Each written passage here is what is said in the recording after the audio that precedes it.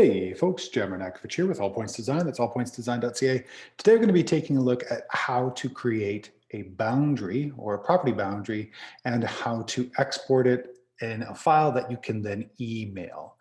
I ask of this from a number of students and a number of clients. It comes up quite a bit. So I wanted to take the time to make a short video about how to do so. So you'll see that I've already created one here.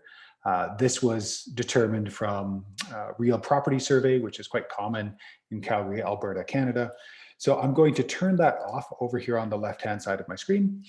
Now, coming back, I can turn that back and on. I can turn that on and off, pardon me. What we're going to do is we're going to use the polygon tool, so new polygon.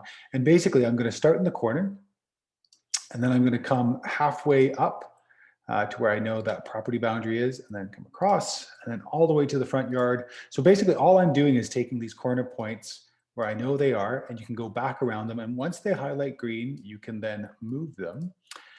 And the last point you've touched is now going to be, if I place another point, it's going to go next. So if I place that there, it'll be the next one. If I press delete, because it's highlighted in blue, I'll remove that. And if I go over here and click on this one, this is the most recent one I was working on. So it's in blue, so I'm going to take it to the end. And now I'm just going to come around the corner. And if it's not perfect, again, we can come back and work on it.